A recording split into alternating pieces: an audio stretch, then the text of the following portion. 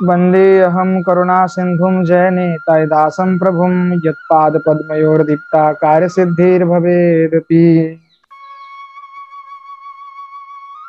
तो हम लोगों का श्री नायिका भेद प्रकरण हम लोग आस्वादन कर रहे थे। और नायिका भेद प्रकरण में हम लोग यहाँ श्रवण कर रहे थे कि जो श्रीमती किशोरी जी और जितने भी सखी वृंद ब्रज में भी हैं, ये कोई भी माइक नहीं है, मतलब सब में पूर्णतः प्रेम विद्यमान है। ठीक है ना। तो प्रेम विद्यमान होने के कारण उसमें माइकत्ता नहीं आता, अर्थात किसी में माइकत्ता नहीं है। तो इसका यह है कि ये सभी जो है अप्राकृत नायिका है। तो पूर्व में हम सभी ने जान लिया कि अप्राकृत है। अब अप्राकृत नायिका में दोष होता नहीं, ठीक है ना। जब नायिका अप्राकृत हो तो दोष उसमें होता नहीं है। यही आचार्यपाद ने इसका स्थापन किया।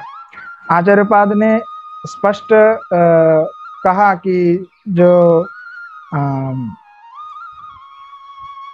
गोपी है जो वृष के वहाँ उनमें विलक्षण जो है लक्षण है।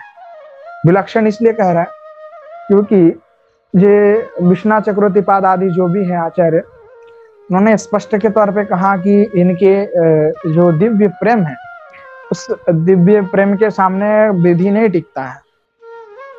कई लोग कहते हैं कि विधि के बिना राग उत्पन्न नहीं होता और विधि मार्ग को श्रेष्ठ बताता और इत्यादि धर्म का बहुत प्रमाण भी देते हैं, परंतु वो सारे प्रमाण वहाँ पे निछक व्यर्थ हो जाता है, क्योंकि वहाँ विधि के द्वारा प्रेम, यहाँ जो गोपियों का प्रेम है वहाँ विधि के द्वारा प्राप्त नहीं होता।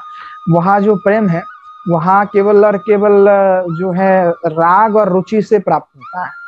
और राग और रुचि से संबंध रहने के कारण जिसका अतिशय प्रेम, अतिशय रुचि, अतिशय लालच जो इस भाव के ऊपर होगा, उसको उतना ही वह प्रेम प्राप्ति होगा। अब इसमें भी दिक्कत ये आता है कि क्या वो प्रेम और जो भाव है किसी अपने अंदर से होना चाहिए अथवा हम कल्पित भाव ले, ऐसा नहीं। उसमें शास्त्र कहना है कि जिन पे रुचि नहीं हुआ है अथवा जिनमें प्रेम असली प्रेम नहीं है, वही अलग अलग प्रकार के विभिन्न भावना में भाव सोच सकते हैं, परंतु जिनमें सही में प्रेम हुआ है वह व्यक्ति कभी भी शास्त्र विरुद्ध जो भाव है उस भाव के भाव में वो भावित होता नहीं है। जैसे कि अगर आप कोई वात्सल्य भाव में कोई ठाकुर जी का प्रेम कर रहा है तो उसको मात्रा भाव, मातृभाव होना, माता भाव या पितु भाव होना पड़ेगा। तो पितु भाव अथवा माता की जो भाव है वो किन के होना चाहिए? तो शास्त्र कहता है वह जो भाव होगा वह आपको होना पड़ेगा यशोदा का अथवा नंद बाबा का, अथवा जो भी प्रसिद्ध जो मातृभाव में जिन्होंने पूजा किया, जैसे कि कौशल्या हो गया जो भगवान की माता रही है, और दशरथ हो गया। इस भाव से, जैसे मधुर रस में, तो मधुर रस में किस प्रकार से करेगा उसका भी वर्णना किया। और सबसे बड़ी और एक बात है, जो रागानुगा भजन में श्री विश्वनाथ चक्रवर्ती पाद और आचार्यपाद ने टीका उठाते हुए कहा कि अगर आप राग भजन करते हैं, जैसे पिंगला विषय की कथा भी आई है भागवत में, तो वहां कहती हैं कि मैं श्री नारायण को जो है प्रेम करता हूँ और उन पर मैं रमन करने का इच्छा चाहता हूँ। तो वो कैसे? तो उनका मन के द्वारा वह चाहता है कि मुझे उस पर ऐसे प्रेम उत्पन्न हो, मन के द्वारा। परंतु कई लोग हम देखते हैं कि श्री विग्रह को चुंबन करते हैं और विग्रह को आलिंगन करते हैं, और ये जितने भी प्रक्रिया होता है यह उद्दंडता है। जैसे विग्रह को आलिंगन भी कर सकते हैं, ठीक है, परंतु कौन से दृष्टि से कर रहे हैं वो देखना पड़ेगा। और विग्रह को चुंबन करना, अथवा कई लोग होते हैं भाव बस कहते हैं कि मैं तो सक्का हूँ तो कृष्ण को, विग्रह को भी मारते हैं। गोपाल है तो इस प्रकार से बच्चे को भी डांट फटकर लगा के मारते हैं। तो आचार्य का कथन है कि इस प्रकार के जो उद्धता है, ये उद्धता है, भक्ति नहीं है। ये यहाँ मन की विषय है।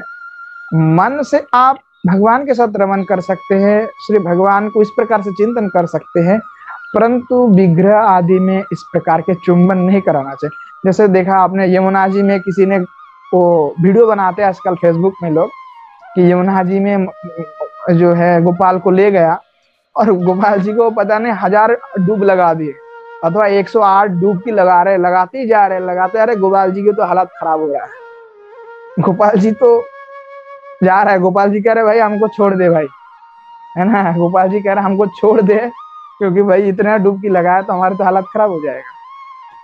तो आचार्य पाद का कथन ये है, इस प्रकार के जो दुराग्रह है यहाँ कभी भी ना करे, यह दुराग्रह है और यह उद्धत है।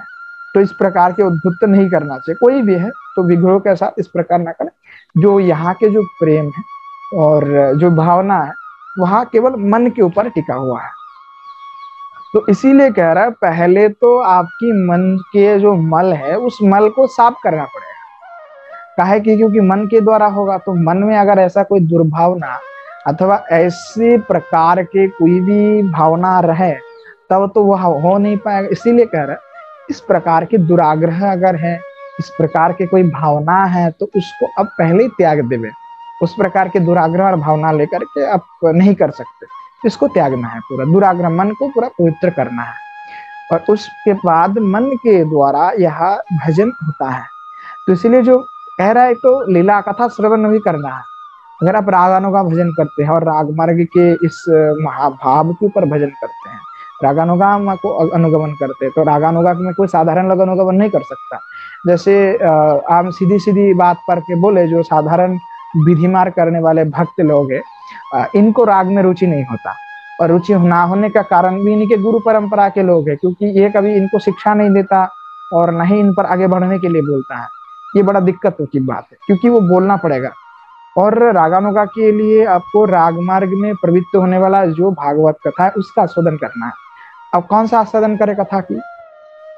ब्रज के गोपियों की जो प्रेम पराकाष्ठा है, अगर आप मातृभाव में हैं तो मातृभाव का ही कथा को आस्वादन करें, क्योंकि आपका भाव, आपका रुचि उस पर है। अगर आप गुरु आश्रय किए, गुरु करण किए हैं और आपको अगर मधुर भाव में करना है, कृष्ण हमारे जो है पति हैं, हम तो मंजरी सेवा कर रहे हैं, श्रीमती किशोरी जी की हम सेवा करने वाली हैं, तो आपको उस प्रकार की भावना होना पड़ेगा। तब वो आपको यह भावना नहीं हो सकता कि मैं माता हूँ अथवा मैं सत्या हूँ, ये भावना से तब कम नहीं चलेगा। और उस प्रकार की कथा भी सुनते तो आपको उसमें आनंद आएगा, तो रसाभास हो रहा है। तो आपको एकनिष्ठ होकर के ब्रज गोपी का अनुगमन करना, और ब्रज में जितने भी जिस प्रकार के जो भावना से भजन किए, विशेष ध्यान देने की बात है, जो राग मार्ग का भजन करेगा उसको ना राम कथा सुनना है, ना गणेश कथा सुनना है, ना सूर्य कथा सुनना है, कोई कथा नहीं सुनना। उनको केवल और केवल ब्रज गोपियों का साथ कृष्ण की जो रास वैचित्र है, लीलास्पद है, श्रीमती किशोरी जी के साथ जो उनका विलास है, के लिए विलास, उस प्रकार के जो मधुर रसमय जो कथा है, दिव्याति दिव्य जो चित्त का आनंद प्रदान करने वाला जो दिव्य रसयुक्त कथा है, उसको आस्वादन करना होगा जो राग भजन करता है। स्पष्ट यह सिद्ध होता है। अगर कोई व्यक्ति राग मार्ग की भजन नहीं कर रहा हो तो उसके लिए अलग अलग व्यवस्था है, परंतु जो राग में भजन करता है, जिसको गोपी स्वरूप प्राप्त करना, वो गोपी आनगत्य में गोपियों की भाव दशा और गोपियों की जो लीला है कृष्ण के साथ, उसी का ही एकमात्र आस्वादन करना है। दूसरी और कुछ आस्वादन नहीं करना है। अब गौर लीला का आस्वादन भी करना है हमें, तो गौर लीला का भी हम आस्वादन करें तो गौर चरित्र को हम जान ले, क्योंकि जानना बहुत जरूरी है। समस्त लीलाओं को एक बार जान ले, और जानने के बाद क्या करें कि आपकी जो निष्ठता है वो एक जगह में रखे। कि पहले तो आप जानते नहीं थे, तो पहले आपको सब कुछ अध्ययन आपने किया, सब कुछ जानते हैं, आप अभी जान गए।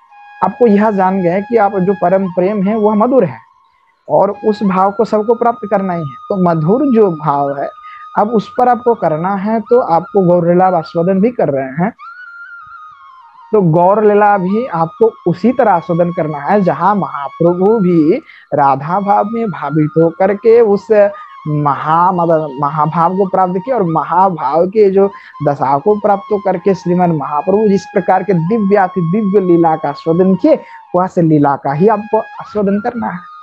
और कोई सिवाय दूसरी लीला तो आप आस्वादन कर सकते, परंतु वहां बारंबार नहीं, एक बार दो बार सुन लिया, ठीक है।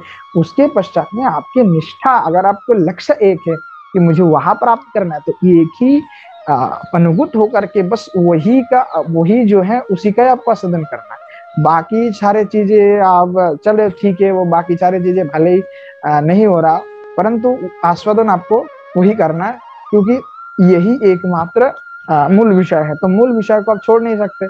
इसीलिए शास्त्र का कथन, आचार्य का भी कथन है कि आपको जिस जिस रस में जो भावित होता है उसी को उसी का ही आस्वादन करना है और निष्ठता के साथ। तो इसीलिए कह रहे कि रसाभास ना हो जाए, रसाभास से रहित होकर के, एक निष्ठ होकर के ब्रज गोपी का अनुगमन करते हुए आप केवल उसी दिव्याति दिव्य लीला और दिव्याति दिव्य जो श्री ठाकुर जी के साथ कृष्ण का जो लीला है, श्री गोपांगना के साथ जो लीला है, उसी का आस्वादन करे और उसी से आपको ही यहाँ प्रेम प्राप्त हो सकता है। और परोक्रिया जो भाव है वहां तो लोग वेद मर्यादा का उल्लंघन करते, क्योंकि वहां पर जो रागानुगा का जो आधिक्य है वहां परम पराकाष्ठा को भी लंघ जाता है।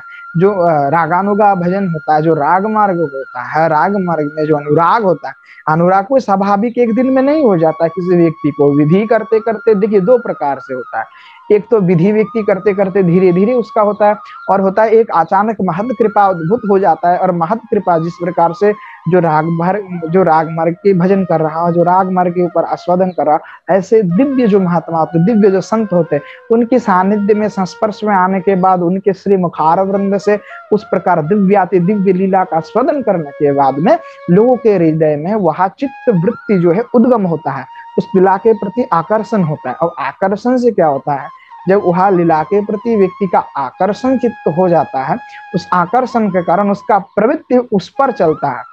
अब वो अचानक महत कृपा और उसका प्रवृत्ति जब रुचि में बदलता है, रुचि से फिर उसका निष्ठा बढ़ता है, आसक्ति फिर हो जाता है उसका, और आसक्ति से लोभ बढ़ जाता है उस सेवा की भावना। और जब भावना बढ़ जाते है तो वहां पे कोई विधि नहीं का काम कर सकता, विधि का कोई जरूरत नहीं है। और विधि भी शास्त्र कह रहा है कि उस विधि का तब तक जरूरत है जब तक आप राग में है प्रवृत्त नहीं हो पा रहे हैं, अथवा आप पहले अवस्था में। परंतु जब आपकी रुचि और आसक्ति प्रबल हो जाए, तो प्रबल आसक्ति रुचि अनुराग के कारण तब और को भी आपको उस विधि का प्रयोजन नहीं है। तो यहाँ पे कहे कि अनुराग अधिक में रसोत्कर्षो, कि अनुराग की अधिक जो रसोत्कर्ष होता है वो अनुराग के अधिक के कारण होता है। तो इसीलिए रात रस विशेष को जो आस्वादन करने के लिए जो आकांक्षा होता है, उस आकांक्षा कारण जो जन्म नहीं लेता जो भगवान, वहां भी प्रपंच में परवधुतेन अवतारिता, कि देखिए जो उनके गोपी वृंद को उन्होंने अवतारित किया, क्योंकि श्री ठाकुर जी को भी वो रस आस्वादन करना था रसोत्कर्षों का, और गोपियों को भी उस प्रकार के सौभाग्य मिले कि श्री ठाकुर जी को भी उस प्रकार के भी आस्वादन करना चाहते। भाई गोलोक में तो हो ही रहा है, तो क्योंकि ना मर्तलोक में भी इसका हम लोग कर ले।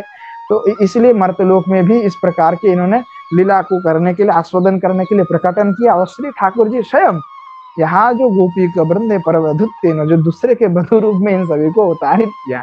तो क्या है, लीला शक्ति वो तासु कार्य परदारत्व भ्रमण, और परदार भी इन्होंने स्वीकार किया।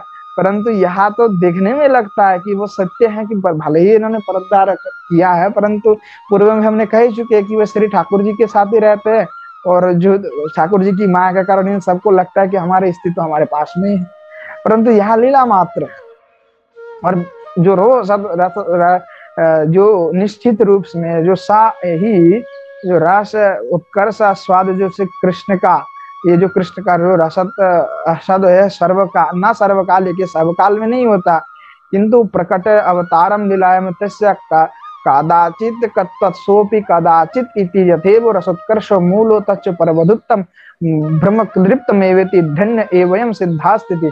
कि भाई देखिए कृष्ण का जो रसोत्कर्ष का आस्वाद होता है, स्वाद जो कृष्ण से ना सर्वकालिक, उस कृष्ण का रसास्वाद सर्वकालिक नहीं हो पाता, अवतार क्यों लेना। जो प्रकट लीला में जो इस प्रकार के दिव्य आनंद मिलता है, जो अलग अलग लीलाओं करने का, जी की भाई दूसरे का स्त्री है, परदार भी स्वीकार किए हुए, तो उसका जो है कदाचित कदाचित विभिन्न लीला करते हैं मधुराति मधुर।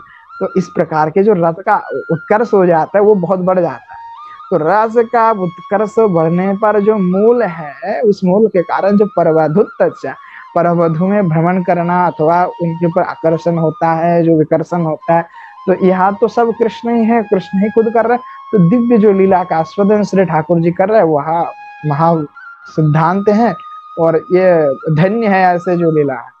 और उसी को कह रहे कृष्ण कर्तिक, जो कृष्ण के द्वारा रसद करस स्वाद से, कृष्ण के द्वारा जो रस करस का आस्वादन होता है, कादाचित कत्ते मायकत्यम अपि मायकत्तम आपद्यत, मतलब कि जो श्री भगवान जो रसोत्कर्ष आस्वादन करते यहाँ पे, तो कदाचित यहाँ पे दिखाया जाता है, ये है कि कदाचित कत्ते मायकत्तम, माइक मतलब माया को आप अपन करके करते, क्योंकि माया के द्वारा इन्होंने ढक दिया सब कुछ।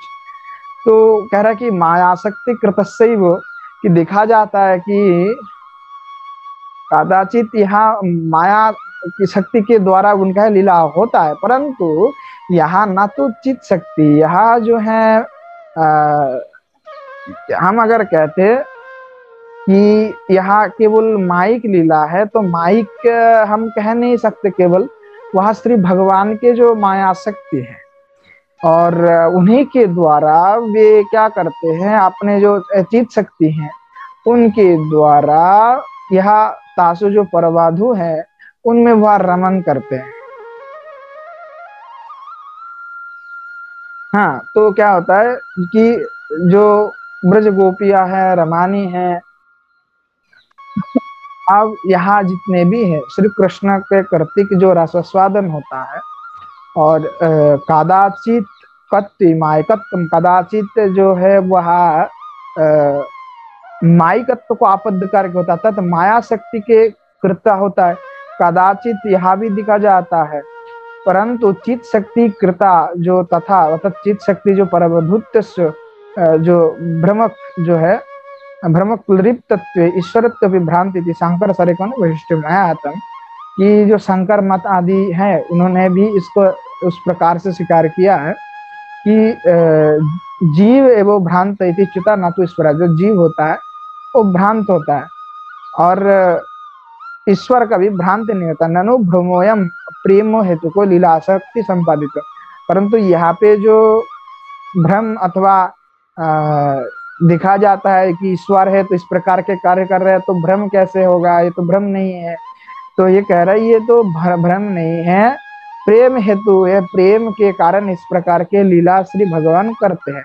तो लीला शक्ति को संपादन करने के लिए, अर्थात जो प्रेम है उस प्रेम को प्रकाश करने के लिए यहाँ श्री ठाकुर जी दिव्याति दिव्य का लीला जो है प्रकाश करते हैं। और देखा जाता है कि श्री भगवान को आपने अवतार लीला में वे स्वयं तत्कृष्ण तत्र भ्रांता एव तहास्या एव जानाति कथम बातस्य भ्रमस्य कदाचित कथम प्रेम हेतु कथन नित्यत्व से उपचितत्व, कि अब दिखा जाता है कि श्री यहाँ पे शासन कर ना भ्रम अयम अयम ना अनुभ्रम, यहाँ पे जो भगवान अथवा गोपी है ये भ्रम में नहीं, यह साक्षात लीला है।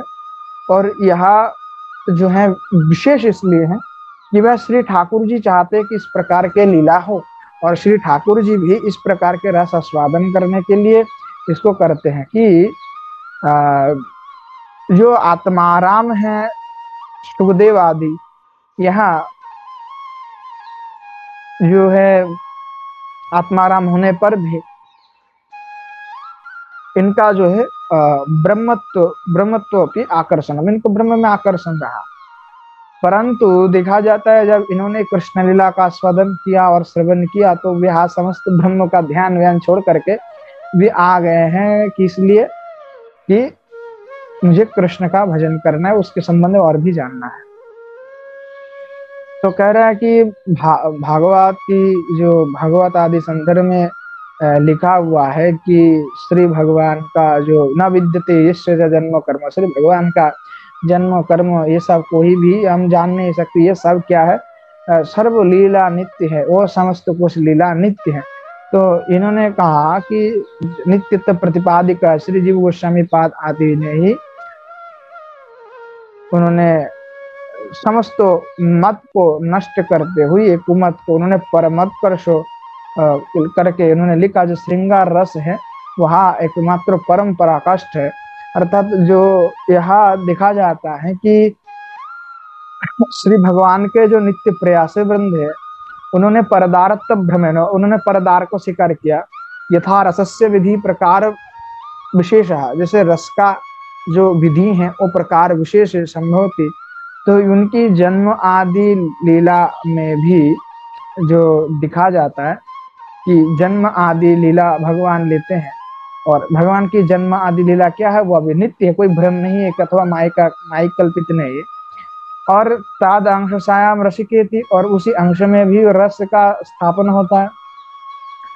और जो श्री भगवान ने उनकी तल तस्मा लीलाशक्ति प्रेरितोतया कृतम, उनकी लीलाशक्ति के द्वारा प्रेरित जो गोपिया वृंद है, तो उन्होंने परढ़ा उपपत्ति के भाव में, परसंग के भाव में उन्होंने इस भगवान को अंगीकार करते हुए जो रस में प्रयुक्त हुए हुए वो परम प्रयुक्ता हुई है।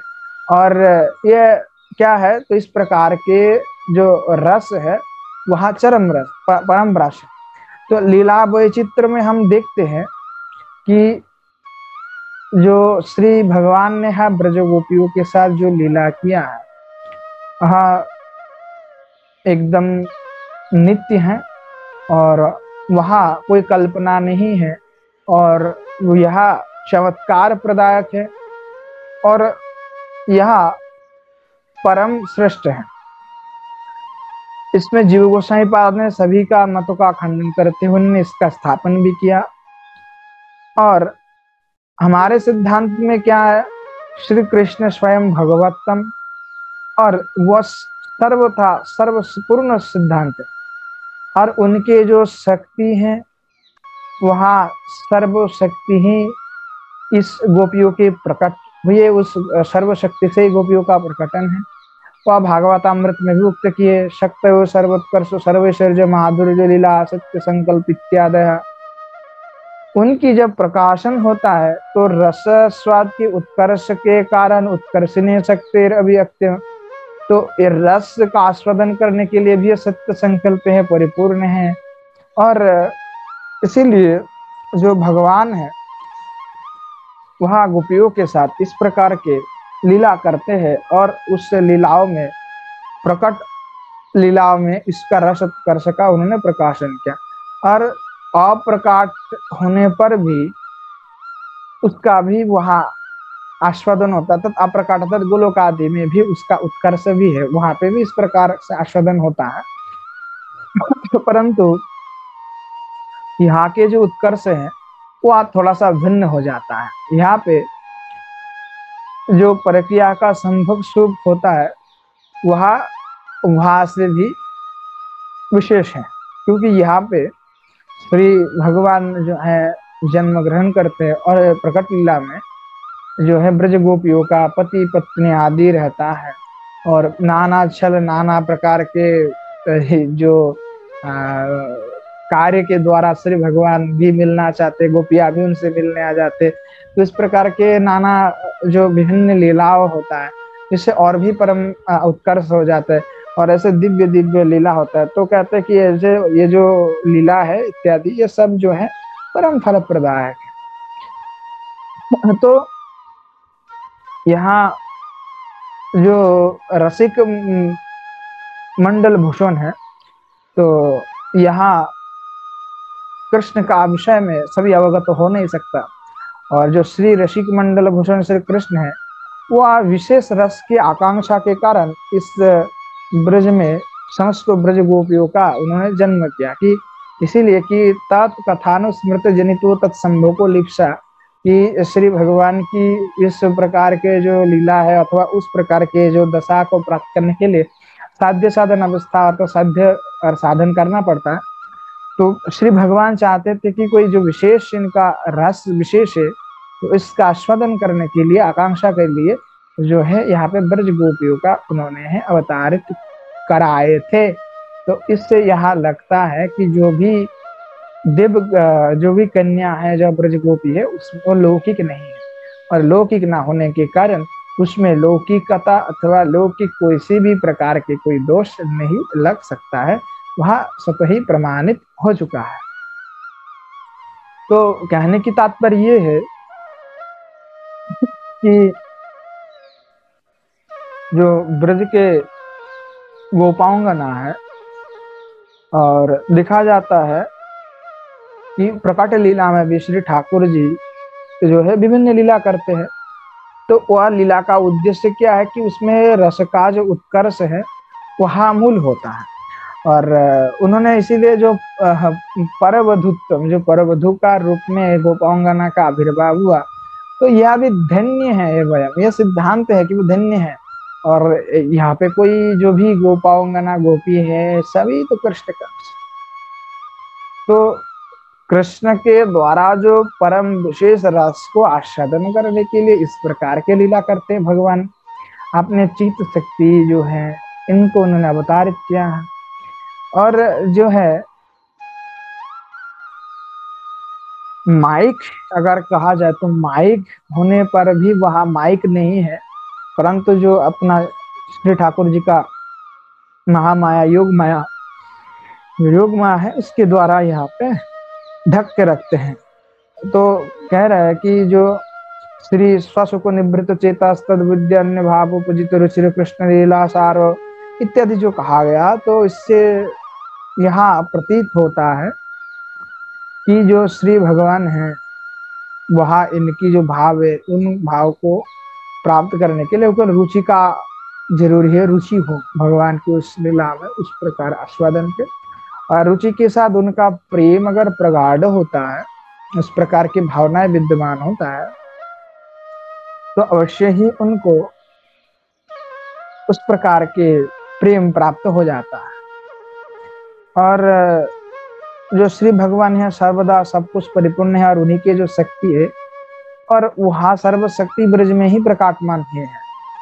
और उनकी तत्र अप्रकाट प्रकाश, उनकी जब अप्रकाश होता है, अप्रकट में जब जो अप्रकट जो प्रकाश है, उसमें रस स्वाद उत्कर्ष भाव उत्कर्षण्या शक्ति अव्यक्त माधुर्य। श्री भगवान जो है अव्यक्त माधुर्य में ही उनका मतलब उनका माधुर्य कितना मैं कह नहीं सकता, सत्य संकल्प है, और यह सब सिद्ध है एकदम। तो ये परिपूर्ण है, स्वयं भगवत जो है वह सिद्ध है। और इसीलिए जो पहले कह चुके हैं, जो श्री भगवान की जो जन्म कर्म ये सब कुछ दिव्य लीला है, तो हम उसको कैसे कह सकते हैं कि वह क्या है। इसलिए हम उस माधुर्य को, कितने चरम माधुर्य है वह हम वर्णनातीत है। और श्री भगवान के जो लीला है,